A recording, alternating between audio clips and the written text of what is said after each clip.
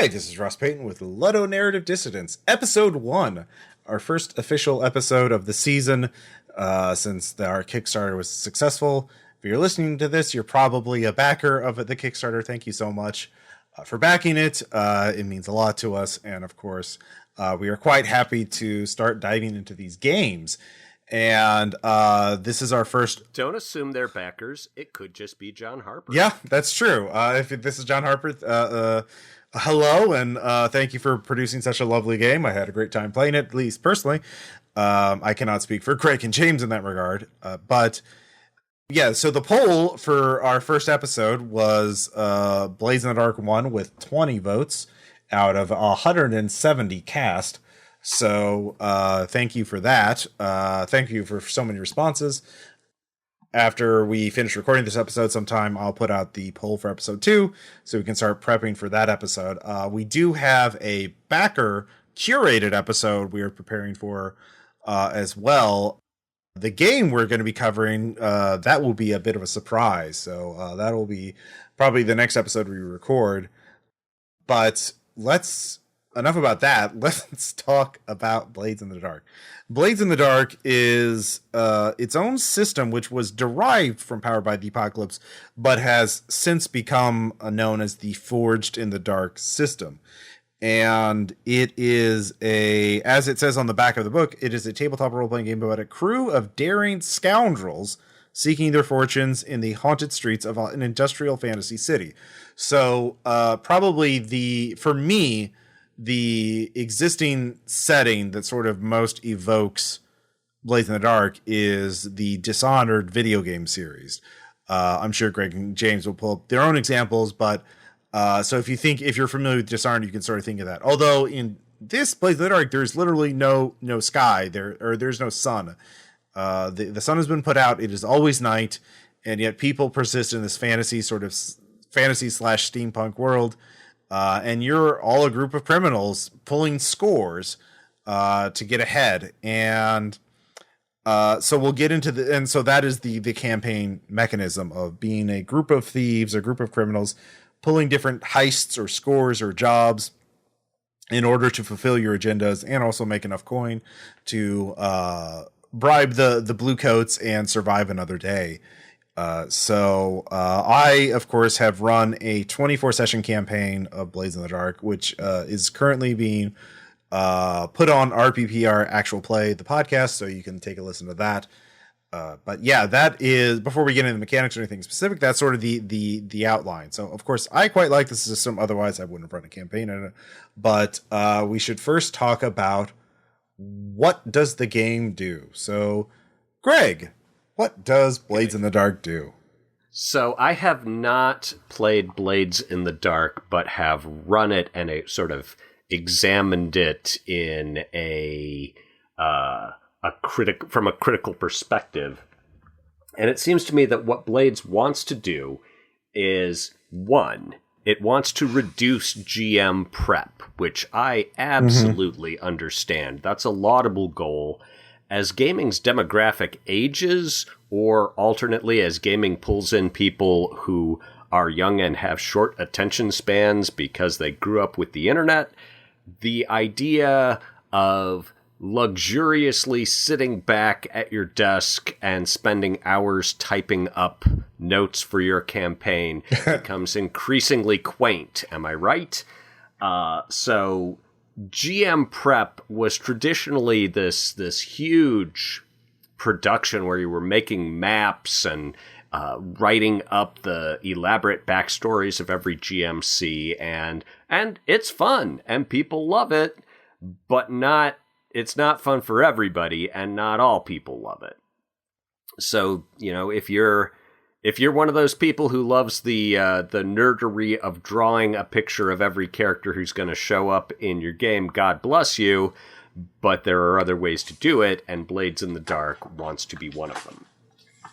So, in that spirit of reducing toil, it also wants to reduce wheel spinning.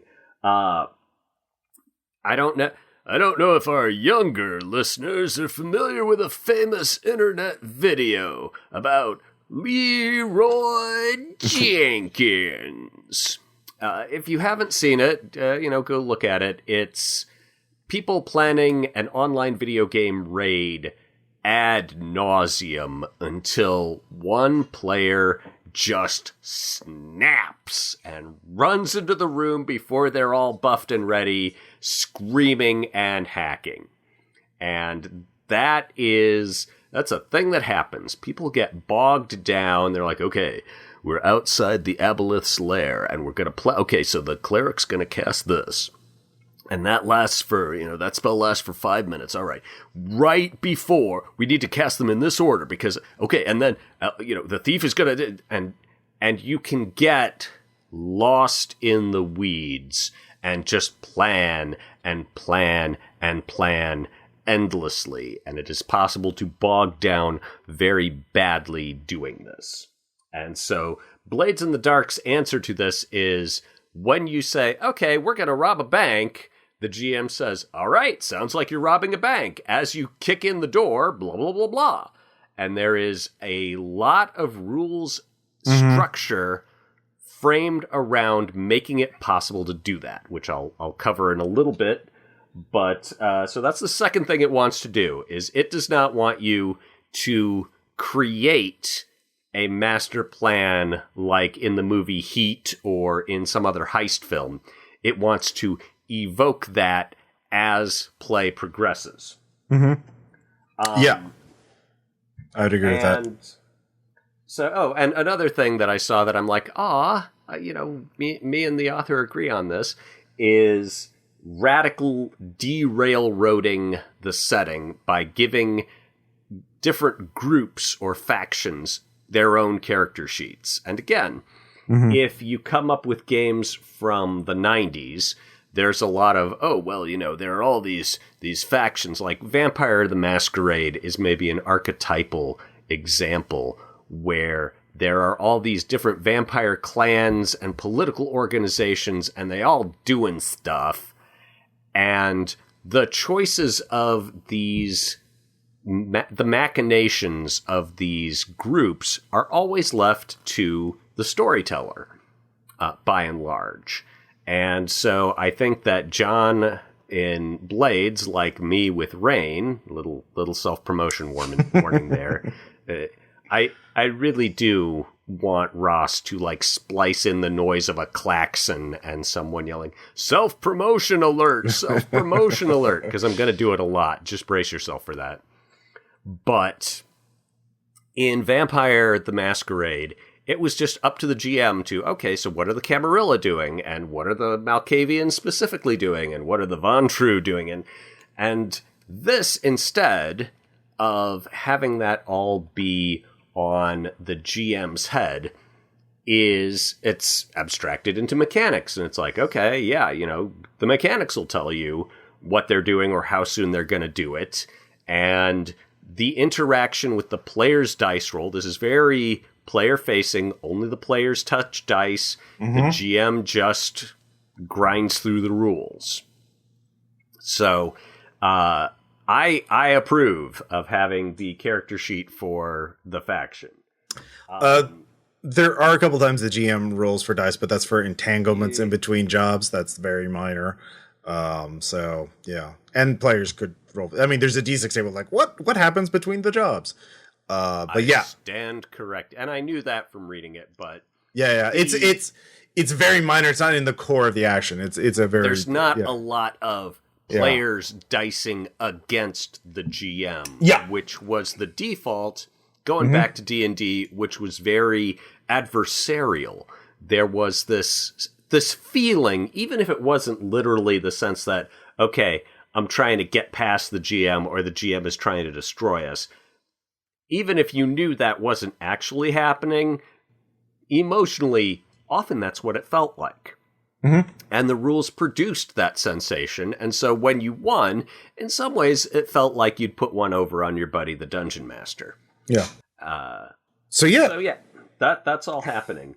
I will point out that what Blades in the Dark regards as a terrible bug is for many players, a feature. And when I was talking about this with a longtime gaming buddy, Tim Dodopoulos, not to name drop, but I mentioned the idea of, oh yeah, you just cut off all that debating and discussing and plotting and planning at the legs. He's like, that's my favorite part, though. I feel you understand a character so well when you see what they're worried about and what plans they suggest and what things they dismiss as unworkable or immoral. I'm doing a terrible version of Tim's accent. I used to share an office with Tim. I'd put you at about 68% accurate there. You can't see it because it's a podcast, but I am pumping my fist in triumph. Admittedly, I've not seen Tim in about almost 20 years, but yeah. He's living in Spain with his beautiful wife. I know, and I am so envious. I think he's still one of the driving forces behind Slay Industries. I don't know. I don't know. He certainly used to be. Well, yeah, I know he was always a huge fan and supporter. But again, we're drifting a little bit. So that is my take on the three things that Blades wants to do. It wants to radically derailroad its game. It wants to reduce the GM's burden of planning. It wants to have the cool bits of an elaborately plotted heist without the dull bits of sitting around talking about they want the heist to be cool instead of you talking for 2 hours about how it's going to be cool. I would agree with that, having played it. But yeah, James, do you have any further in terms of what the games does? Would you agree with that assessment, or is there anything you'd like to add on that? Yeah, I think Greg is very much on the money. I think he's exactly right. Also, I think planning sessions in RPGs can be an utter derail. The longest and most significant RPG session that I've ever been involved in, which was 84 hours without sleep, we took the Guinness World Record, and we are in the 1987 Guinness World Record book for it, was derailed at the end by a 3-hour planning session about how we're going to assault a demon's castle in hell, at the end of which I fell asleep, bringing the record attempt to an end. I have to feel that after 84 hours, were you like seeing and hearing things? Oh yeah, we were hallucinating it. Yeah, yes, we were young. D&D as it's meant to be played, in the throes of visual and auditory hallucination. Yes. And well, in a future podcast, I feel we will come back to this record attempt because it's going to touch on a game that I think we're going to do later on, probably, depending on how things poll. Foreshadowing, the sign of quality substantive literature. Well, I was going to come on to foreshadowing, in fact, because I think what Blades wants to do is it wants to have its cake and eat it. It wants to be an episodic game based on a TV series, and they talk explicitly about episodes and screen time and seasons and season finales and things like that. And at the same time, they want to do this very freewheeling, zero prep, almost improvisational, very little. There's an awful lot of structure, but in terms of creating not just the ongoing narrative, but the story arc, there's very little support for that. I think it's trying to do both, and I don't feel that it necessarily succeeds. It's very structured. There's an awful lot of rules in there, as you say, derived from the Apocalypse World stuff. It claims to be fiction forward. I'll come on to that all fiction first. And yet it's a 330 page rulebook, I think. And the first section is the mechanics. And then you do character generation. And then there's GM advice. And finally you get to a section that goes, I think it's the start of the GM advice, by which you're more than halfway through the book. Having ploughed through over 100 pages of pure mechanics, it goes, this game's fiction first. It's all about the storytelling. And I burst out laughing because most of my notes up to that point were, oh my God, this is, people discussing dice rolls or how they're going to modify dice rolls. They've got a very limited vocabulary of actions. I think you get, is it 12 or 16 skills, abilities? I forget the exact word. Things you can do. And almost everything has to be done in terms of them or couched in those terms. Well, there are 12 actions, which are what they call attributes, action ratings. And so everything you do has to be assessed from one of those actions. But it sounds like, a normal D&D roll can be very straightforward. It's like, okay, I rolled a hit, and if I hit, I do damage. Whereas these rolls are much more, and you will have, tons and tons and tons of 2-hit and damage rolls in the course of a session because you are simulating every blow of your broadsword. Whereas this is, instead of a series of very broken down simple rolls, we're just going to do one roll, but it is going to be a little more involved and negotiated, and we are going to be really clear on how it's happening, why it's happening, what the outcomes at risk are, and what the risks occur. Absolutely. You understand the possible negatives. You understand, as the game is written, how it could go wrong and what will happen if it goes wrong, which is great. So that you can't rewind time to make something go right, but you understand the potential peril. And so there's a huge impetus to make sure, and as you say, negotiate and make sure that things do go well. Or, alternately, there seems to be an immense stress on, it's like, okay, things are going to go wrong, and that's great because wrong is interesting. We are going to give you a ton of tools to mitigate the wrongness. So anytime it's like, oh, yeah, this gangster is going to put a pistol ball right between your eyes. It is going to pierce the front of your skull, but not quite have enough energy to go out the back, so it's just going to ricochet inside until your brain is emulsified. And you can say, no. I'm going to take 2 stress in order to downgrade that brain emulsifying damage to just, it grazes my temple and I'm knocked out. Mm-hmm. I will say, when running the game, because the game has 3 positions of risk, like how difficult is the thing trying to do, desperate, risky, or controlled. Right. Your character's position. Many times when I was running the game, a player would be thinking about trying to do something like take out a guard, and I would offer them, you can set the risk level. Like if you controlled, you can draw the guard away and be in a better position to try something later. And if you fail, then nothing happens. If you're risky, you could just take him out. Desperate, you can take him out and take out the one down the alley around the corner. But obviously the consequences of failing a risky or a desperate roll are that much higher. So that actually it provides a very high degree of granular control by the GM and the player to sort of like let them determine how much risk they want to take in any given roll.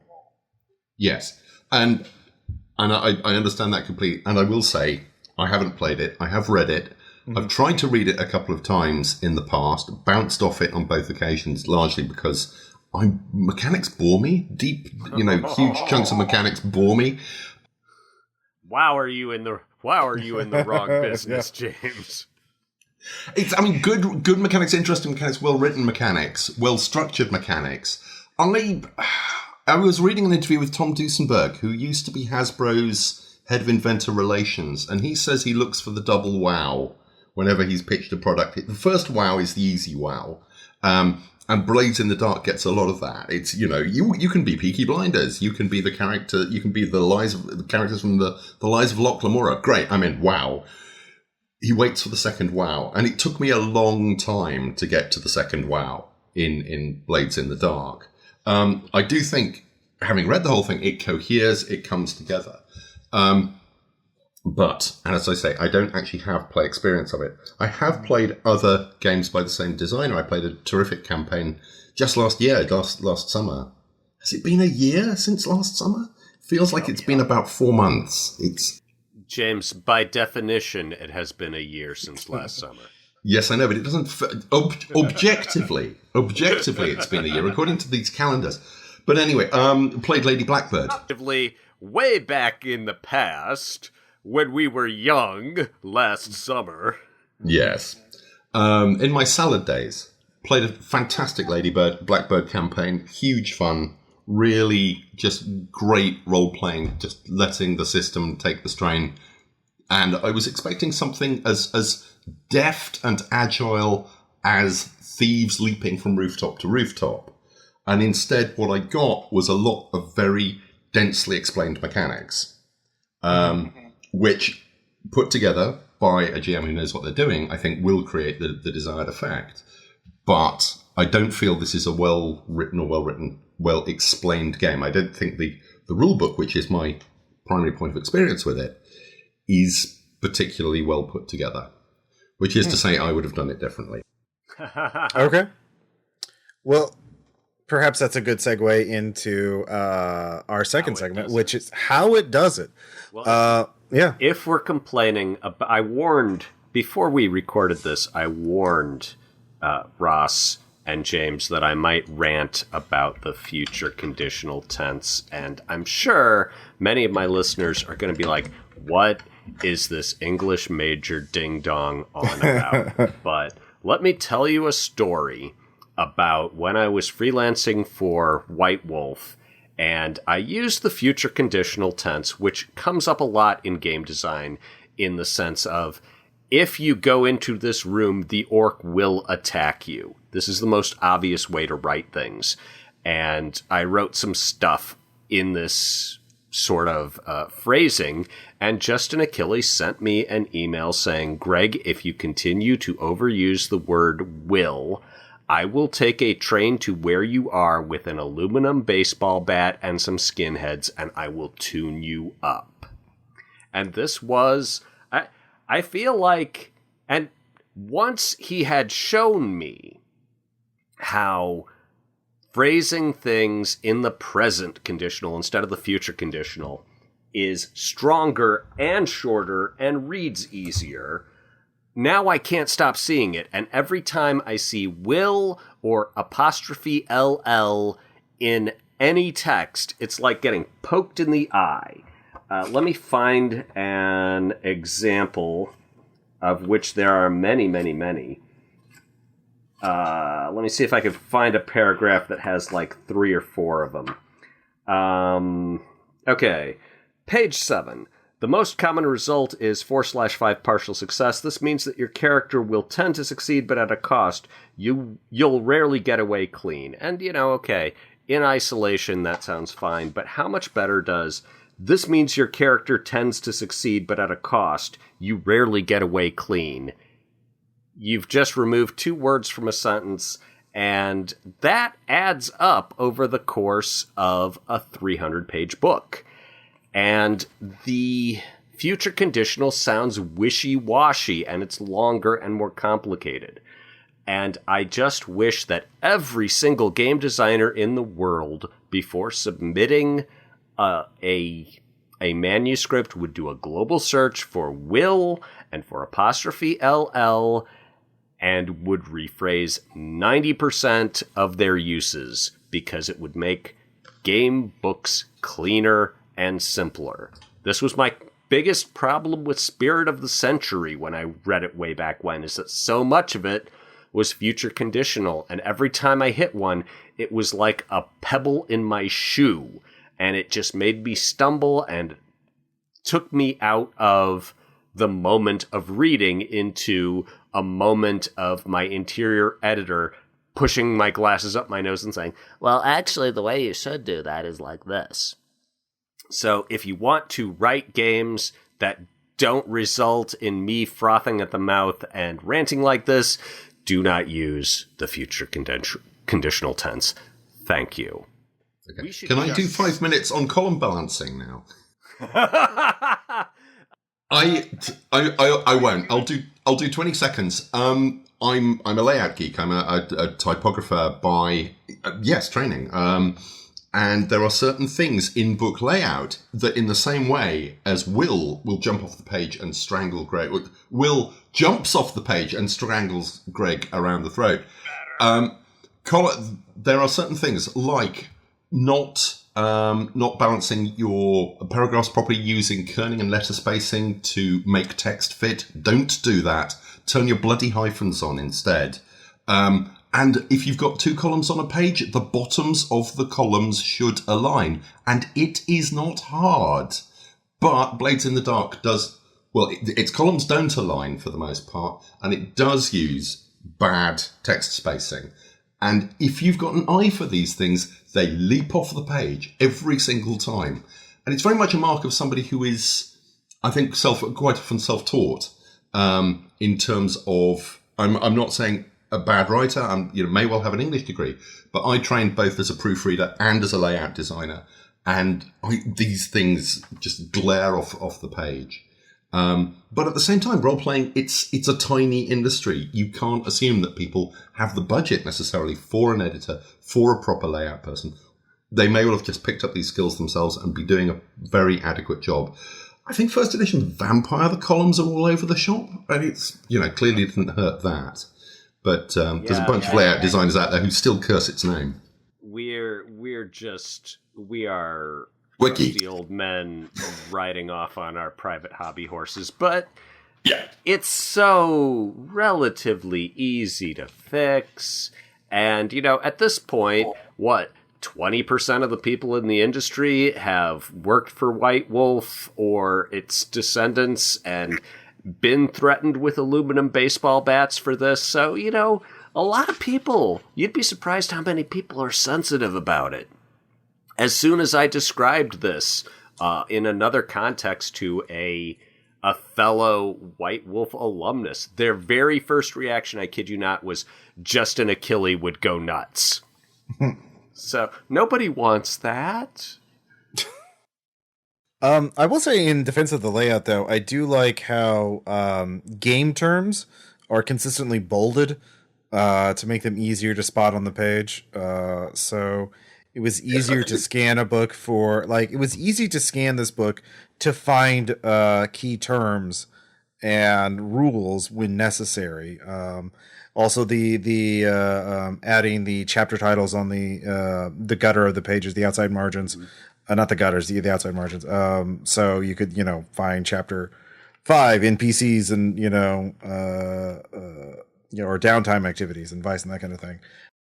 Most of the layout is exemplary. The use of the fonts, the line lengths, the margins. It's really nice. It's a very clean design. It doesn't interrupt the text with artwork, which is one of my great bugbears. We are not in the early 80s anymore. It's a lot of role-playing games do look very adolescent. They look like they were designed for youngish teens. It's a very splashy layout that was great when Quark Express was new, but we can do something that the vast majority of players and purchasers are much more grown-up. We can do a more grown-up layout now. And Blades, for the most part, looks like a grown-up book. It is very nicely put together. It's a shame that there are these little flaws. Well, we're clearly looking for nits to pick. For the most part, I did not find the rules as difficult as opaque as James maybe did. Well, are we moving on to how it does? We've moved on to how it does it. Or are we going to dissect the flaws and virtues of the indexing? I think we can focus on the core mechanics, perhaps. I don't think we really have an index nerd on the team here. Who has really powerful opinions about indexes and will bite you over a bad index. I mean, I know some people, but I don't not. Yeah, I'm definitely not. So I will say for the live and live. Yeah, okay. Essentially, I have no place to. I mean, when we get to base raiders, that'll be oof. But for the core mechanics, I will say that the difference between this and Powered by the Apocalypse is Powered by the Apocalypse uses 2d6, looking for 1 through 6 are failures, 7 through 9 are complications, and 10 and above are full successes. In this, you roll a pool of d6s. At least if you wouldn't be normally below 1 die because of penalties, you would roll 2 dice and take the worst of the 2. But otherwise, you roll a pool of d6s and you look for the single highest number. 1 through 3 is a failure, 4 through 5 is a complication, and the 6 is an outright success.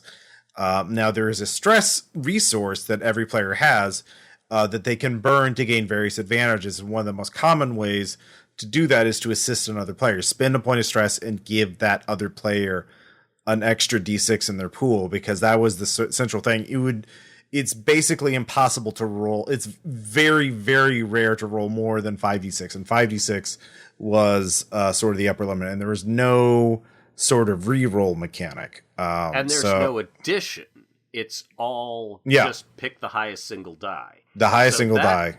Yeah. I can see how that is really optimizes handling time. It's you are not going to be picking through your dice and adding this and subtracting that and trying to hold numbers. There was a bit of subtraction. There could be these things called resistance rolls, where you would take a certain number of stress equal to like 7 minus a d6 roll, or 6 minus your d6 roll, I believe. So a little basic single digits. Yeah. So 6 minus whatever you rolled. That's nice, because the invisible flaw of a lot of systems is handling time, right? Is that it seems very intuitive that, I roll 1 die if I'm a normal person and 2 die if I'm great, and because my character is a demigod, I get to roll 15 dice! And then you're stuck sorting 15 dice. Yeah, this is not exactly exalted. So it does have that. I wasn't gonna name names, Ross. Damn. I could have said Shadowrun too. There's multiple offenders in that category. Well, one roll engine, you can roll up to 10 dice, but I feel like they add things. That here's the self-promotion warning again, but that I feel that because it's got multiple dimensions of meaning and information coming out of it, it's okay. I give myself a pass. But yeah, I do appreciate that, you are never going to deal with a number much higher than 7, because some people want to play games and aren't good at math. So, yay on the design for that. All right, should I consult my notes on how it does it? Well, James, do you have any thoughts on the core mechanics, I guess? The mechanics, they read fine. I do like this system. There are so many games you read and you just go, you've come up with a new dice mechanic for the sake of coming up with a new dice mechanic. But this one feels like it fits. It feels that it is fast and intuitive, and very easy to spot if you succeeded or failed, which is kind of in keeping with the genre. It's not something where things are unclear for long, typically. If you're jumping between buildings, there's not a lot of ambiguity about whether you got there or not. Yes, or cracking a safe, or whatever it is, or taming a ghost, because it is this kind of this slightly eldritch diesel punk city, which is interesting because I felt it feels very tied to its setting. And yet a lot of the setting elements, or the more outre setting elements, are not brought in until the last third of the book. Well, there are indications, there are gestures at them, but not the traditional RPG. Okay, so this is exactly how busting a spirit to harness works, and these are the people who do it, and this is what their shoes look like, and this is how they talk to each other. Yeah, there is a tremendous latitude for personalizing the details in Blades in the Dark. And again, if that's what you're into, you'll be into it. And if you want to be told what sort of shoes a spirit tamer wears, you won't like this. And especially since a lot of the details are expected to be produced in the situation. I feel like, okay, can I do another little side thing based on my notes? Sure. All right. So there is this idea in writing about pantsers versus plotters. And a plotter is someone who writes an outline and knows what the climax is going to be even before setting the first word on paper. This is the archetypal controlled, I'm going to figure out consciously the flow of my story before I begin it. So that's way off on one end of the continuum. And the other end of the continuum is the pantser, as in flying by the seat of my pants. And pantsers say, oh, I'm just going to come up with this cool character and start writing about what he does, blah, blah, blah, blah, blah. And I am writing experimentally to discover what happens when I take this cool character I thought of and throw him into a weird situation that amuses me. And often, at the end, when the book is complete, you cannot tell how it was produced. But if you are a plotter and you discover a flaw in your outline, you will get stuck. And if you are a pantser, every now and then you will wind up in a blind corner and you're like, I don't know what my character does here. I don't know what happens next. And you just spin your wheels. So that's sort of the ends of a creative continuum in my mind. If you read about how Samuel Taylor Coleridge wrote Kubla Khan, he is clearly a pantser, someone who is so immersed in poetry that he could literally write it in his sleep, but once the trance was broken, he could not recall what he had created. If you read how Poe created The Raven, he's clearly a plotter who's like, it starts with the question, what kind of poem will be most commercially viable? Well, obviously, it's about a beautiful woman who dies too young because everyone digs that shit. And then he goes on through every little conscious step of his decisions in writing The Raven. And so I feel like Blades in the Dark is pretty firmly anti-plotter. If you're someone who wants to write up a bunch of things that might happen if your players do X, this is not the system for you. Everything that usually gets plotted, the rules are trying to do instead with expectations that when you get to a point where you need creativity, the GM is just going to pull something out of their ass. The GM is just going to be spontaneous and creative. And if you are capable of being spontaneous and creative in the middle of a game session, this is great. This is going to be a terrific force multiplier for you. But if you are a person who under pressure, when it's like, okay, what is this? How is this GMC going to respond to this completely unexpected development? And you just sit there and gawp like a caught fish with your mouth going. This is not the game for you. It is not gonna. It tries to help you, but if you can't be quick on the draw with a creative detail, your game is not gonna be as rich as I think the text wants it to be. I agree 100%. And it does give some assistance. There's loads and loads of tables at the back, and I'm a great fan of tables, and I've worked with Grant Howitt, who, I don't know if we're going to be covering his game Spire later on in this series. I hope so. But he is brilliant at using tables and giving the GM and often the players tables to just help them come up with ways of being spontaneous. They are props almost for improvisation. Blades doesn't do that, and I really wanted it to. I had these nightmare visions of GMs just kind of being left slightly adrift. What I think, this is into our phase of how it does what it's trying to do.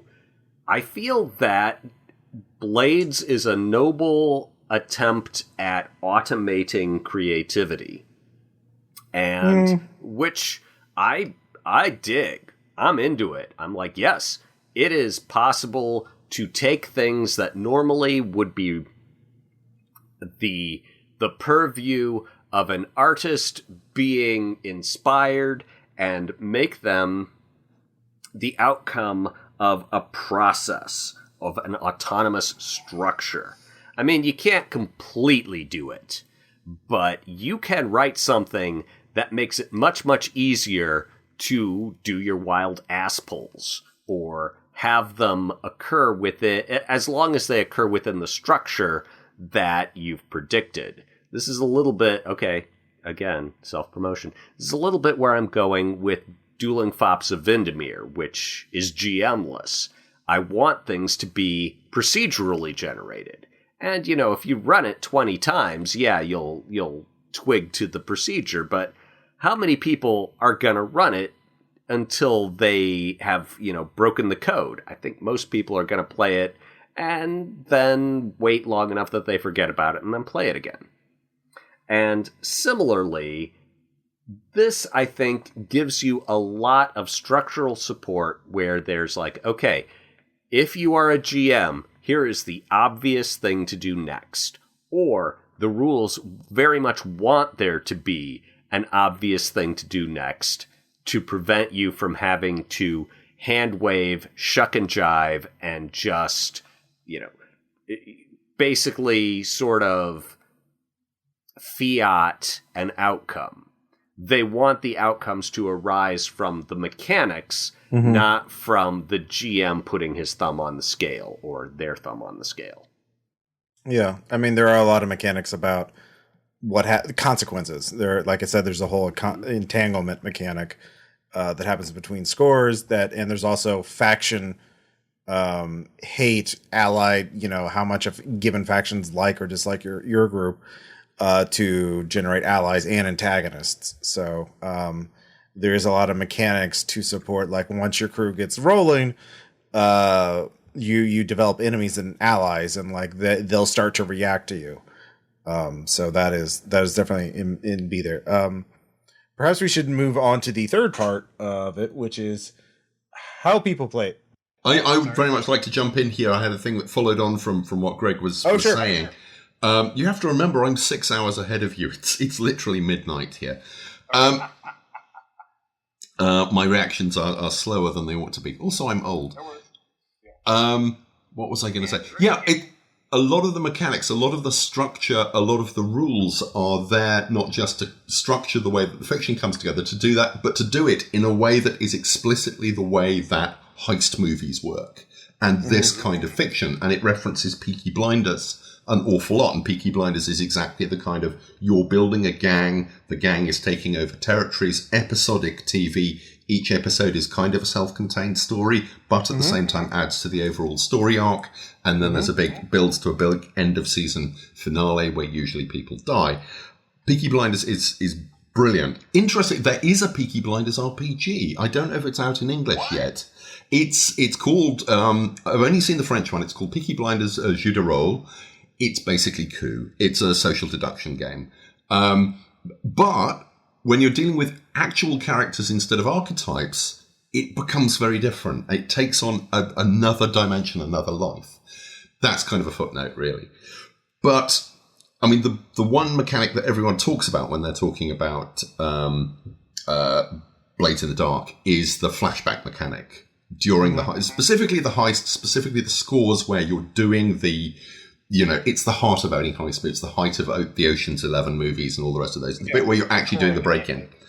And this mechanic where you hit a hard point and you can go, oh, but before this, in the plans that we didn't run through because planning in RPGs is boring, I set up this thing, you know, a few hours ago, a few days ago, and that's lovely, and that's straight out of Soderbergh. That's straight out of any of these, you know, these rollicking. It seems like the cops are here to bust us, but actually, after I robbed the police laundry, these are our gang, dressed up as cops, here to help us carry out all the heavy, heavy money. Yeah, and this is a brilliant piece where of the game actually being fiction first, and it works really, really well.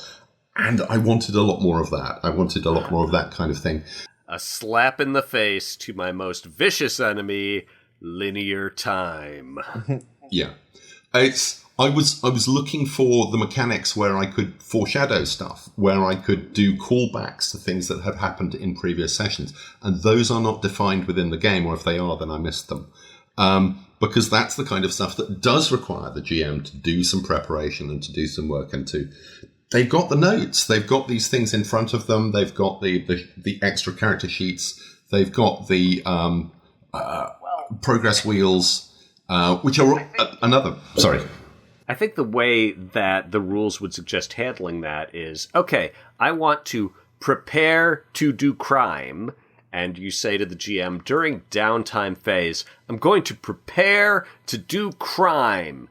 And the GM says, how are you preparing to do crime? And you're like, I just want to very vaguely make notes, watch, spend some money on things and people. And then if you want to set it up as vaguely as that, if I was the GM and someone had set something up as vaguely as that, later on, when they're really in the soup and they're like, but this is the thing for which I prepared when I prepared to do crime.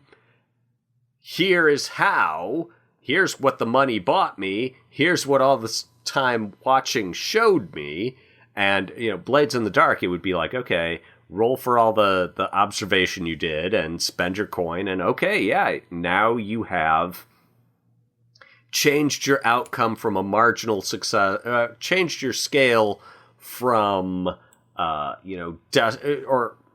can't remember what the thing is. You've changed it from desperate to controlled because you invested your efforts and your narrative authority into I prepare to do crime, and now you redeem it. You receive the yield of your investment in, okay, yeah, I am willing to take this outcome that would be disastrous for you and make it into a mild inconvenience because you've explained how you prepared for it and you have spent the resources you invested.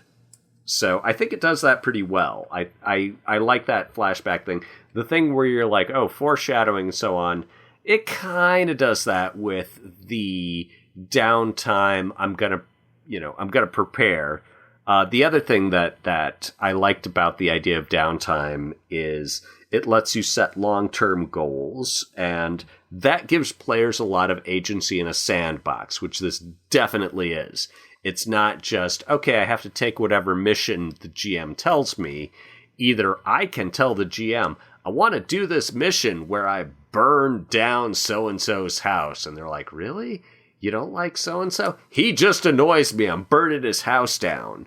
Or you can set things up like objectives in Unknown Armies where it's like, I want to make this change. I want to encourage people to rise up and throw off the shackles of their oppressors. Or I want to encourage people to get high on this drug that only I can supply them with. And so Blades offers you the chance to be not just moved and shaken, but the mover and the shaker. Mm-hmm. And that's, which is something that's a lot easier to handle. Okay, maybe I don't want to say that. I will throw this out to you experienced gentlemen. Is it easier to be a potent mover and shaker in a sandbox game rather than a more railroady game? Well, I would say I think that's agnostic to whether it's sandbox or railroad / I guess predetermined plot driven, because it depends on what the GM kind of wants or what will the GM will allow. If the GM wants you to be God, damn it, you're going to be God. It depends how quickly the GM can improvise and respond more than anything else. And we're pantsers versus plotters. Yeah, basically. I do kind of want to move into how people play it. Yes. Which, so yeah, that's your area. My experience with Blades in the Dark, I would actually compare it in terms of like to compare it to say using D&D as sort of like a common thing. They're talking about pantsing versus plotting. Plotting would be something like the Tollus campaign setting from Monty Cook, which is a 700-page book describing every building in a city, or the Invincible City State Invincible Overlord. Yeah, where everything is meticulously detailed down to the building. That would be the plot-driven thing, but like Blades is much more like Keep on the Wilderlands, or something like or the Borderlands. Yeah, Borderlands, where it's a hex crawl, sort of like. Here's, instead of a wilderness, though, it's a city, and the city, here are the factions in it. Now you determine everything else. So it's more of that blank slate / toolkit where here's the bare bones of a setting.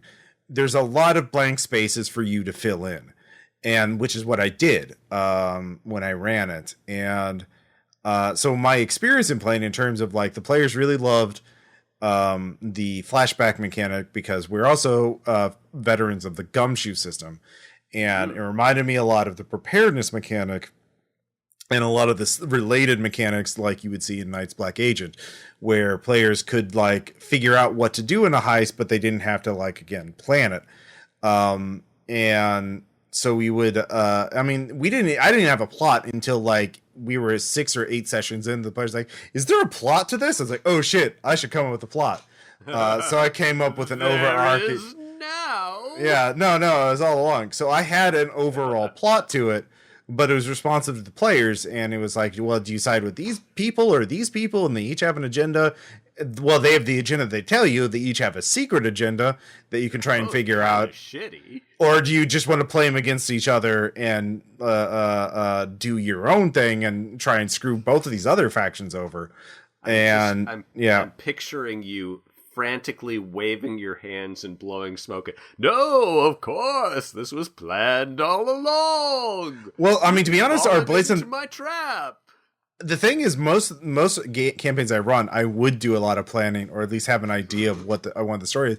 Blades in the Dark started because it was the pandemic. We were all sitting at home, and I was like, "Hey, Caleb, what do you want to play?" He's like, "Oh, Blades in the Dark."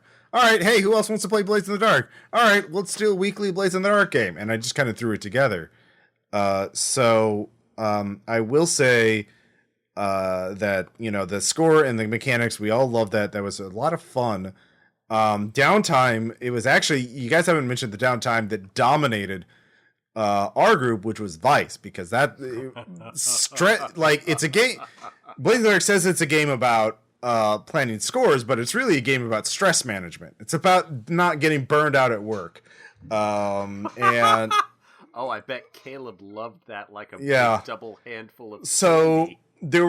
That was the ongoing conversation, was how to manage stress versus like getting dice pools large enough to succeed, or at least get partial successes, and then dealing with traumas.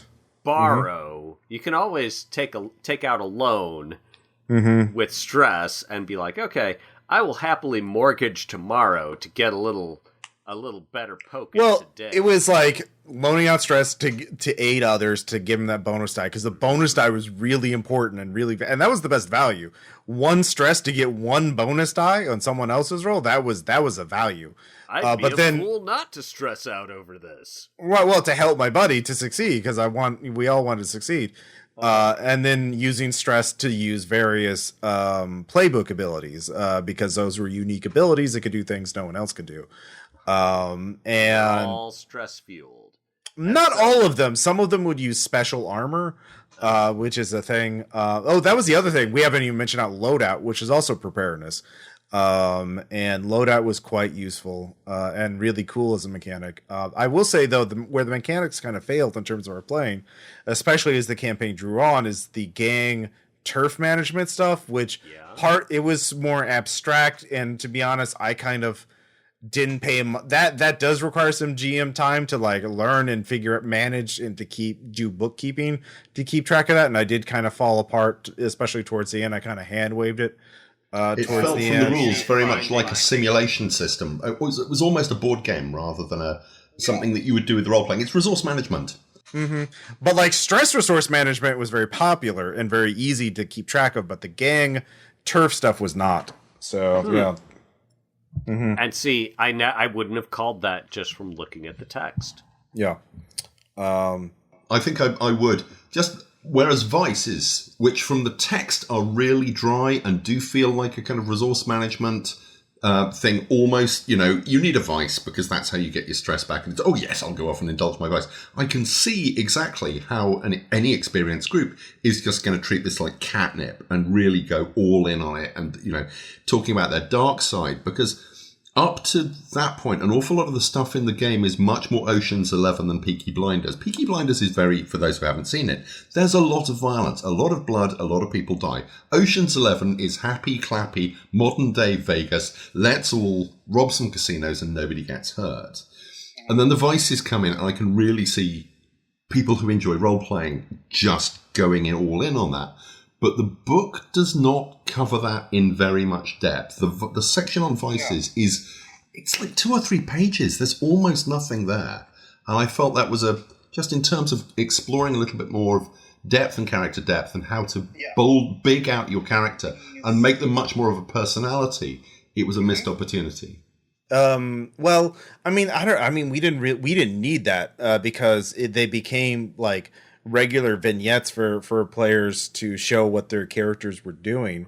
One player was and everyone enjoyed talking about how they indulge in their vice. They're like, oh, here's the kind of I'm the tinkerer of the group. I'm the artificer. So here's the kind of the mad science stuff I'm getting up to in the meantimes. To one player who's playing a brute said, well, my character is this massive hulky man. He just goes to a brothel and plays chess with the prostitutes, and they feel safe around him, and he feels welcome there. So he's this massive scab. His face is covered in scabs and scars, but like he feels safe. That he relaxes there, and by playing chess. And that was the so we didn't really need more mechanics. It was enough. But stress is so important in the game that like, oh shit, we need to get stress back. So how do you do that? Oh, vices. Okay, well, yeah, let's do vices again. And so this is where you get your hammy scenery chewing, which I do love me some hammy scenery chewing.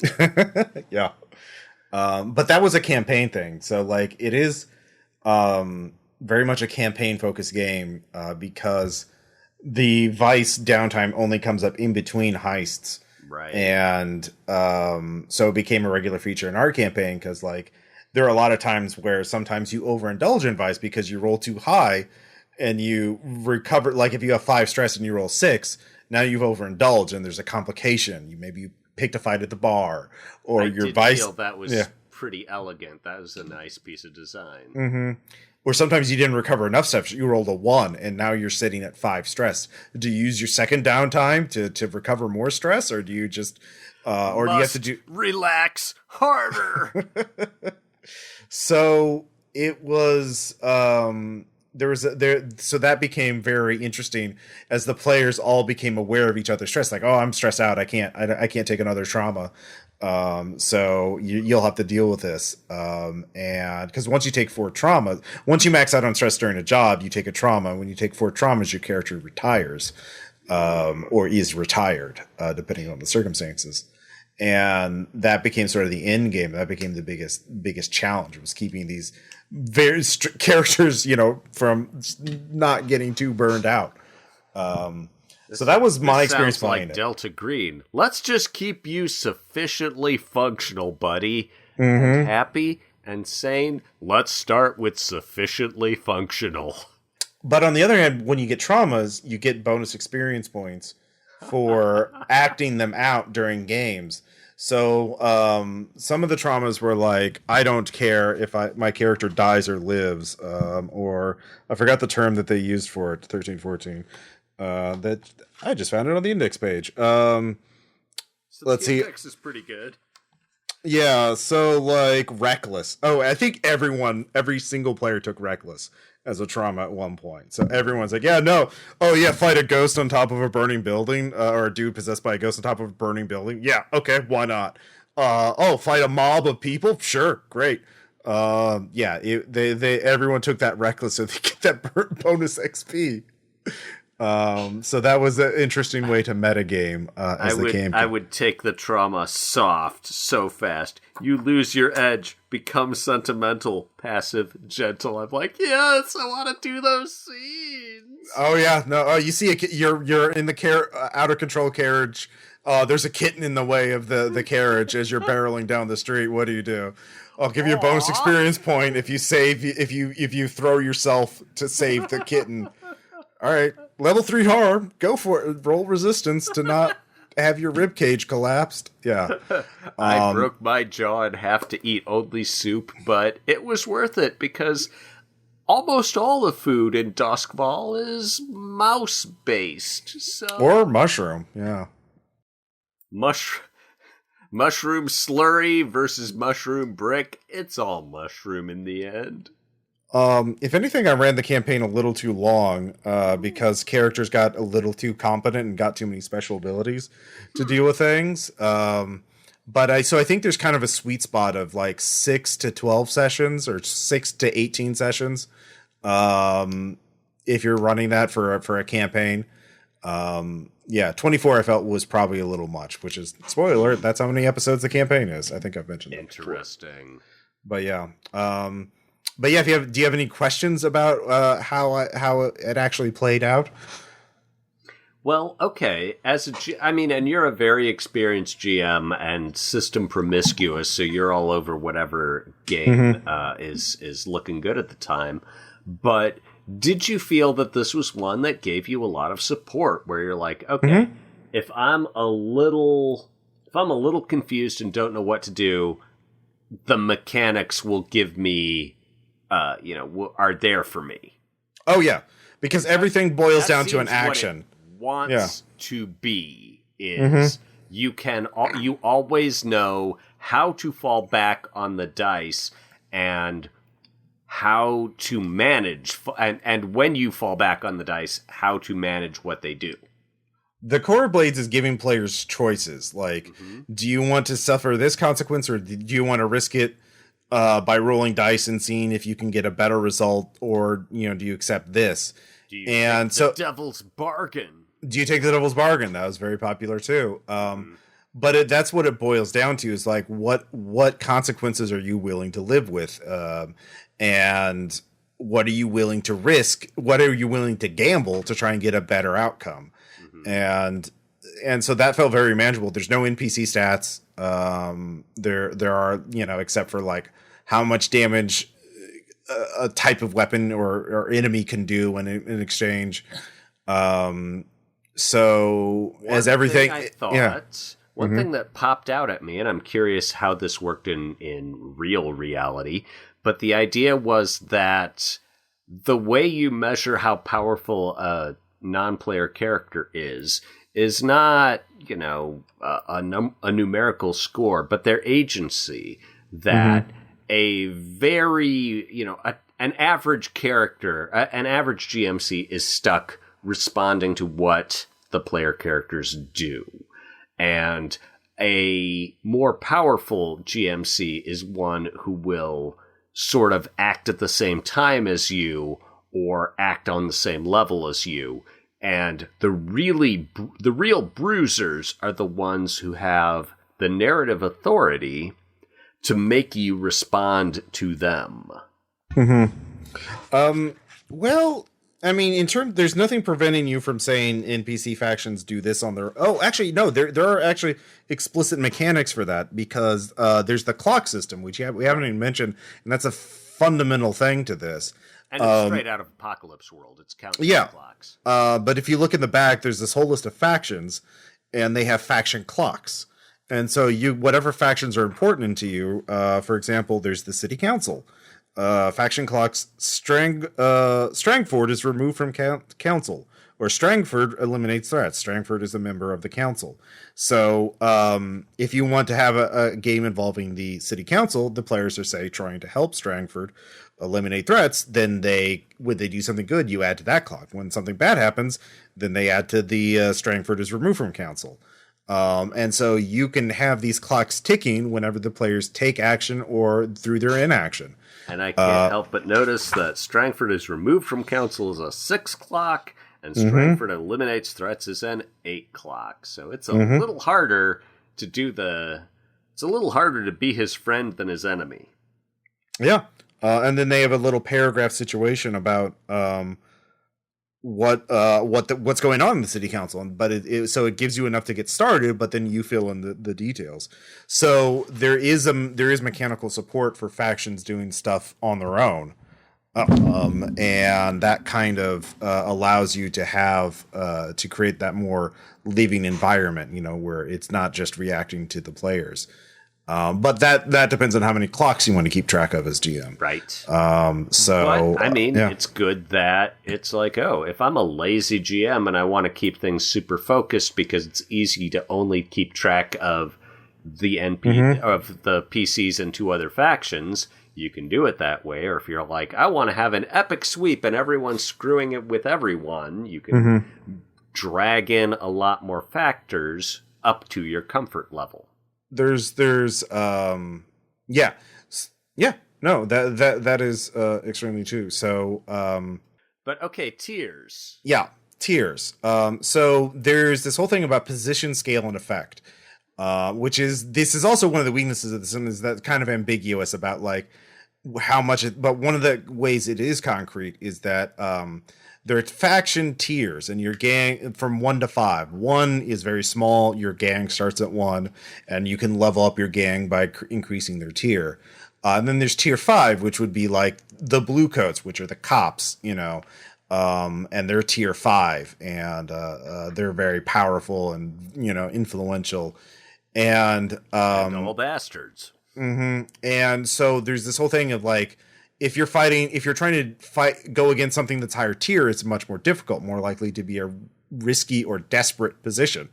Conversely, if you're fighting a smaller faction, it's much more easier. And there's some times where, like, if you're fighting a group of people, well, they're just automatically a higher tier because you're a single person. In fact, the heavy class, I forgot what it's called, but the big muscly, the cutters. The cutter, they have a special ability that lets them fight as though they're a tier 2 group, or they're able to fight a tier 2 group of enemies by themselves on equal footing. Is that not to be trifled with? Yeah. Because I'm like, what a lovely callback to Apocalypse World, which had not to be fucked with. And there is, in fact, an NPC in the game that says, they can fight enemies as though they are a tier 3 faction by themselves. Meaning they're a really dangerous foe, and they can just wipe out an entire contingent of the city of the Bluecoats by themselves. So the tier gives you a lot of control in terms of like, is this, you can't fight City Hall versus like, is this like, you can, however, fight the guy with the soup cart down at the end of the block. Yeah, or the bad gang, the antagonist gang in the Warriors, which is just a couple of dudes with knives and 1 pistol. So, like, yeah, that's like a tier 1 faction, but yeah. And scary pop bottles. So that gives you, in terms of actual fact, that was very useful in terms of figuring what players could and could not do. It was very elegant, I thought. So, nice. Yeah. Okay. All right. So is there anything we haven't covered about Blades in the Dark? I think we also covered why people play it that way through that as well. So I think, we covered it all. Yeah, I mean, the theory I've got is that the people who are going to like Blades in the Dark are people who are comfortable pulling stuff, are comfortable with a high degree of spontaneity, don't want to do a ton of prep work beforehand, are willing to be agile and adapt to the wildness their players throw at them, and who are comfortable with, maybe I can just make the mechanics do this. I would agree with that. Fair to say? Yeah, I would definitely agree with all that. And I can see why this game is popular, because that is maybe a segment of gaming that's a little underserved. If you are not a giant nerdy English major who has an unpublished novel in his desk, you're not used to the idea of extensive plotting and all this pre-planning and this production of inventive material. But maybe you still want a game. And so one solution to still wanting a game is, I'm going to play D&D, which everyone knows about. I'm going to buy a dungeon, which has a literal physical route that people follow through the plot.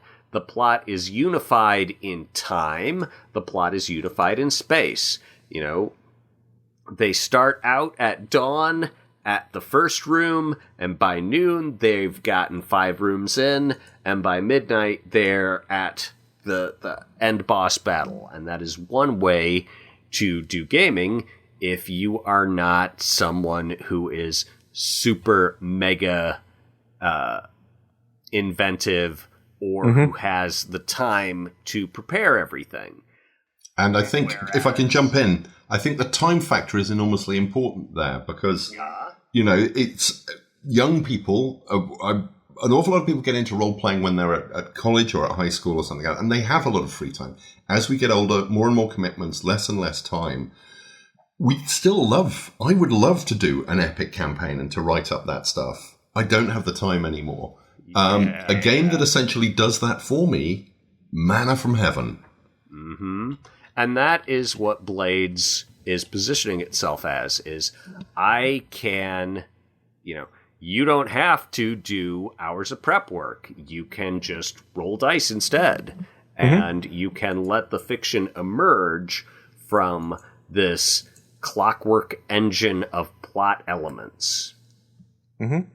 Yeah.